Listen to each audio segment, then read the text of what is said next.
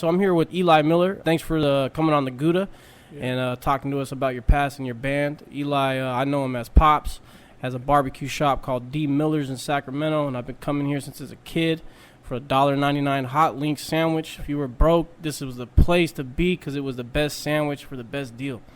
Inside his barbecue shop, he has pictures of bands from the 60s, and his grandson, Ralph, who I've known as a child, has told me that he used to be in a band that traveled to New York and actually made it pretty far into the music industry. So today we have Pops, Eli Miller here. How you doing? I'm doing great. Good, man. Thank you very much for coming on the Gouda. Thank you for having me. Yeah, absolutely. So go ahead and tell us a little bit about yourself, your band, when you guys got started, and just start from there. Well, my band was started after my singing group. My singing group was started first, and then after... What year was that? Well, my band singing group was back into the 70s and 60s.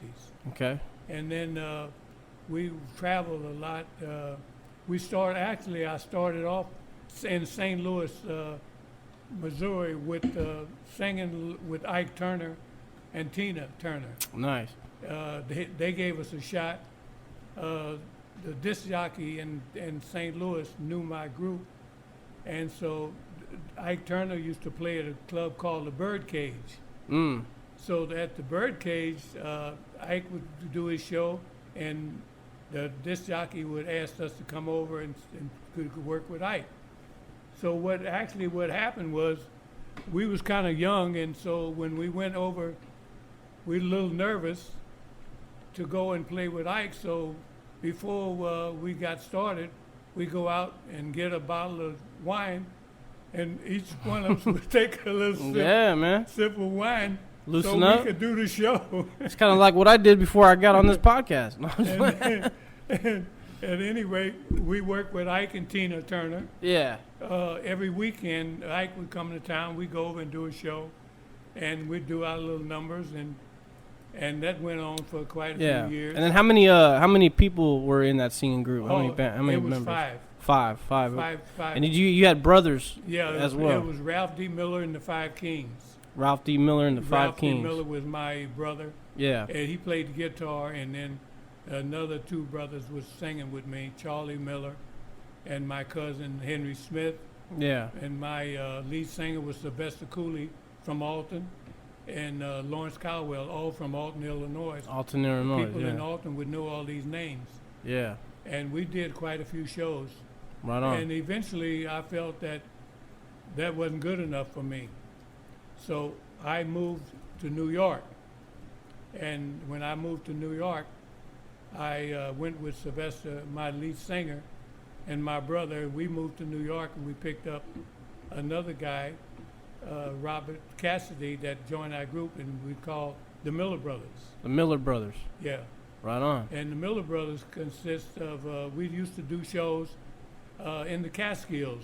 In the Catskills Mountain in New York is where all the celebrities from Hollywood, this was a Jewish area. Really? And they had these big nightclubs and country clubs, and we used to compete over there, singing over there. Yeah. My manager was a Jewish guy, so he said, now, if you guys want to be successful, when you go to the Catskills, you have to sing some Yiddish and Hebrew. So he brought this guy in. These black guys are going to do Yiddish and Hebrew. He brought these guys in to teach us how to do these Yiddish and Hebrew. Yeah. So we learned a couple songs. Wow. And so when we go on stage, we would do a couple of their numbers. And after you do a couple of their numbers, they was all excited. So whatever we could do. It was all good. Nice, man. So nice, yeah. That's how that went. You guys also played the Apollo, didn't you? Oh yeah, we played the Apollo. We played at the Apollo Theater with Frankie Lyman teenagers, but Frankie Lyman had left the teenagers. Yeah. And he went on his own. Yeah. And we opened for Frankie Lyman at the Apollo Theater. Wow. Frankie was a very, very good, talented young man. Yeah. And he was blessed to know him. Yeah. And while we was doing the Apollo Theater, one day on my job, my manager called me and said, Eli, we have an audition for Duke Ellington's show. And I was very excited. So I said, okay. So I called up all the group together and called my director, my piano player, Fred Weissmantel. And Fred, we all got to walk in and a little nervous. When we walked in to see the show, Duke Ellington, the Temptations and some other famous groups was working out. Wow. And I said, oh boy, we got to go against these guys. So Duke Ellington was sitting with his head down and like he wasn't interested. I said, boy, we got a problem. Look at him. He's not even told my group. Woohoo. He's not even looking at these people. Yeah. So we got in and we started singing. We opened what our song was called, "Tain't What You Do But the Way That You Do It." And it got results because about 2 verses into the song, Duke Ellington looked up at us and started clapping his hands. Nice. And we was all excited. Yeah. He says, send everybody home. This is my group. Right on, man. Right on. So it was very, very nice to get to go to Florida. So we were supposed to go to Florida, and they was going to ask us to do 2 songs. So we practiced to get the 2 songs together. Yeah. And when we got down to Florida, first it's really funny. They asked us to fly, and I'd never been on an airplane. So the story went, my brothers had been on the airplane because they was in the service. So when we got on the airplane, I asked my brother, say, what is this bag here? It was a bag in front of me in the seat. He said, that bag is for if you get sick, you throw up in the bag. So I took the bag out the seat, and I held the bag from New York all the way to Florida. Oh, no, man. Yeah. Yeah, you didn't like flying, huh? No. I was scared. Yeah. I was thinking about any time the plane was coming down. Yeah. So, so how many what were the bands around at your time that you were competing against? Commodores. Yeah, okay. The Commodores was out there. Lionel Richie. Yeah, okay. Lionel Richie. Yeah, legend. Yeah, when we got to go when we turned from the singing group to do our band, we was competing with Lionel Richie, the Commodores, a lot of stars. Yeah. And we worked at Small's Paradise in New York, and it was owned by the basketball player that owned Small's Paradise, and it was the famous nightclub in Harlem. Right on. And everybody that was anybody that was there came there. Walt Frazier, all the Knicks, everybody showed up when you on stage. Wow. And so we was there, and a lot of stars would come in and sit in with us. You know? Yeah, and that whole time, were you married? Did you have a family? Yeah, okay. I had family. Yeah. How old was your son? Because I know your son came out with the band, my son, the Good Samaritan. Yeah, at that time, my son was kind of young. Yeah, okay. They was like babies. Okay. And when at one point, while we was there, they decided that they didn't want to be into the drug market. Yeah. Me and their mother had more or less separated. Yeah. And they didn't want to be in the drugs, so they called to me and said, "Pop, we want to leave New York. Yeah. Wow. We don't want to be around these drugs." So I shipped them off back to Illinois. And meantime, when they got to Illinois, they say, we still don't like the idea of drugs. So what we're going to do, all our friends, we're going to join church. We're getting away from the drug market, period. Saying what we're going to do is all our friends is going to join church. So that means we can have the same friends, but we'll go in the church. Yeah. So what they did is they joined the church. And then they started doing their thing, and they took their little monies and put it together, and they was doing their church in labor halls. Wow, okay. They rented the halls to do their church. Yeah. And so eventually they say, we want a church of our own. And them kids and the pastor, and they all got together and they built their own church for $1 million. Wow. Wow. And then that's where they started singing. That's Yeah. where And what was their band name? the Good Samaritan Brothers. Yeah. Good Yeah. Samaritan. Yeah. And that's where their group came from. Right on. And to this day, they still Really? in their church. Yeah. Hey, that's And that's outstanding. been like 30 or 40 years. And now you guys also have your sons also came out with the band, and then their kids came out with the band. So you guys got 3 generations Yeah. of musicians. Yeah. And you guys were the start of that. Yeah. Yeah. Yeah. Right on. I recorded those kids, and they did their own cassette. I did a cassette on those 8 tunes Nice. they had put out, and they was doing very well, and they work around in the Illinois and Missouri area. Yeah. At the And, moment. yeah. Yeah. Four Minds Entertainment. Yeah. Is that? Yeah. Yeah, they did 4 Minds, Yeah. and then they still doing music Yeah. to this day. Yeah. Your grandson Sergio. Yeah, Sergio, Yeah. my Yep. grandson Ralph, Yeah. he's been with me here for quite a few years. Yeah. I've definitely known Ralph since I was Yeah. I was a kid when I met Yeah. him. So. Yeah. Yeah, right on, man. Man, that's outstanding, man. Who, if you could say hi to anybody in New York that you've known and that's always supported you at a young age, who would you like to say hello to or shout out to or? Well, shout out to Peewee Ellis.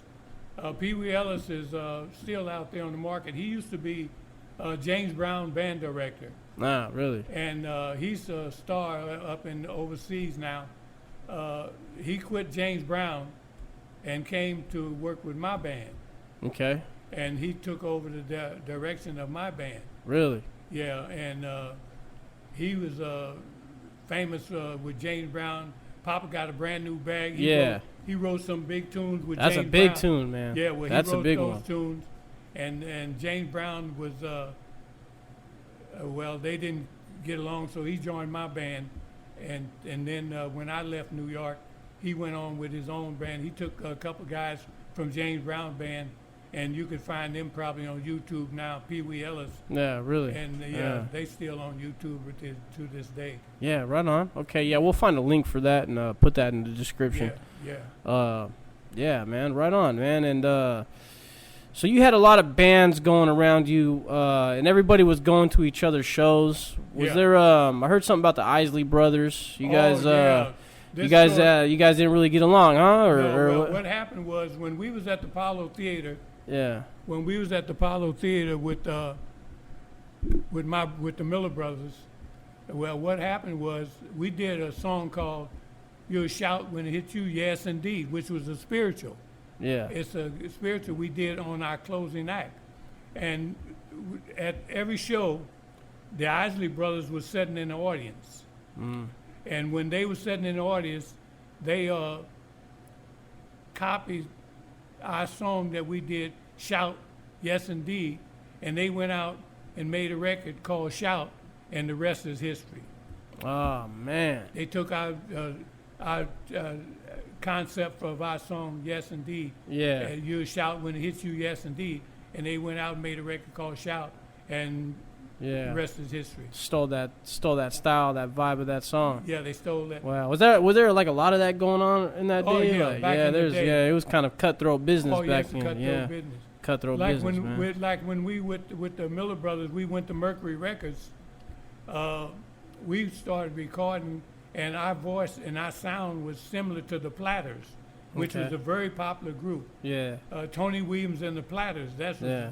the top group, and we did on the same style. So Mercury Records heard about our group, and they signed us under contract. Nice. And after they signed us under contract, they cut a couple of records on us, and they took and put them out in New York where we could hear them, but they didn't put them out no place else in the country. So our records never got popular, but they kept the Platters records popular, and they they was history and we was history, because Wow. they never let us go. Wow. Yeah. And you can find a couple of iTunes on YouTube now, the Miller Brothers on Mercury Records. Okay. It's called Mercury Try Records. and Let Me Know. Try and let me know. It's Okay. on the Mercury Record on YouTube. Yeah. Well, you heard it. You heard that. So. Wow, man, that's a lot of good Gouda going on right now, man. I like. It's just very interesting to talk to somebody that was involved in music that day, because you really don't run into people that, especially in that area, and in Sacramento here, you don't really run into that a lot, man. So, and how long have you had your barbecue shop here in Sacramento, man? We started here here on Carmichael here 27 and a half years ago. 27 and a half years ago. Yeah, man. and we've been blessed. We've been blessed by God. And the community loves you, and man. our community, people are very, very favorable to us. They treat us like royalty. We treat them good. We always give them first class. I believe in whatever I do, I'm going to give first class. Yeah. That's my way of life. Yeah. And I've been blessed from being that way. Yeah. All my life, man, I've been blessed. Yeah. I'm 85 years old. I have 7 grandkids, 9 great-grandkids, and 31 great-grandkids. Woo. And that's what's today. I got to call home now and see how many more we got. Yeah, that's today. Yeah, man, that's today. Yeah, that's today. Man, well, man, I think that's a lot of good information we got, man, and I think a lot of people are gonna want to look into hearing some of that music. So, what I'm gonna do is I'm gonna take a lot of his music and I'm gonna put them on YouTube, and then I'm gonna put the link in the description. So, Gouda members, you can hit the link and then listen into some tunes. What's one of your favorite songs that you are very proud of you guys coming out with? And so people can. I wrote a song. I wrote quite a few compositions. I recorded over 30 songs of my originals that I did with my group, the Good Samaritan Brothers, the Miller Brothers, Elijah and the Prophets was my band. Yeah. And that group, we would work. I did like 30. One of my favorite songs is "The World Ain't Ready for Love," and that's a song that's like Black Lives Matter way back in my day. Yeah. Okay. I remember when we went through some tough times. When we went to Florida to work with Duke Ellington, you could see the racism. Wow. When we left Florida, we was about ready to, the show was over, and we was on our way back to New York, and this old white gentleman came to us and say, fellas, when you going through Georgia, you be careful, because it's really prejudice there, and you guys gonna have a problem. So we have to be straight and watch yourself. Wow. So we said, okay. So now we was with a singer on the show, the name was Barbara McNair, and she was a very popular singer. So she was living in New York too, and she was on the show with us. So she said, when you guys go back, would you take my car? And we flew down, but when we go back, would you take my car and drive it back to New York for us? Yeah. So I said, yes. So what we did is all the money we had coming from the show, we hid it all up under the fenders in the car, Wow. up under the hood. We took all our money and hid it so that we wouldn't get it taken from us. And we couldn't find no place to eat on the road. It was hard to get anything to eat. Because they had the sign, the whites Oh, only. yeah, whites only. Oh, man, I cannot believe that, man. And then now listen to this. We've seen a restaurant and we've seen a little black kid out front who were like waving people in. We said, oh, we can get some food. Look, we can get some food in this restaurant. So we pulled in, and the little kid came to the car and said, what y'all want? We say, we want some food. He said, you can't eat here. I said, why? Kidding me? He said, you can't eat here. I said, why? He said, no, because they don't want colored people here. I said, well, what are you doing here? He said, I'm here to tell you you can't eat here. Oh, man. Wow, man. What a, man, that's so, if there's, because it seems like there's a lot of similar things kind of happening right now around in Sacramento, California, and just in our whole nation. Right. If you can say anything to the youth, aiming at the young Black American youth right now. Right. If you can say something to them, what would it be? Be careful. Be careful. Be careful, and be nice, and stay away from trouble, and stay away from drugs, and I have a lot of all white friends, and I have never had. I worked when I was a kid. The guy that partly raised me was a white gentleman in a laundry that gave me my first job. He ordered me into his home. We was like family. I had some good times and I had some bad times. Yeah.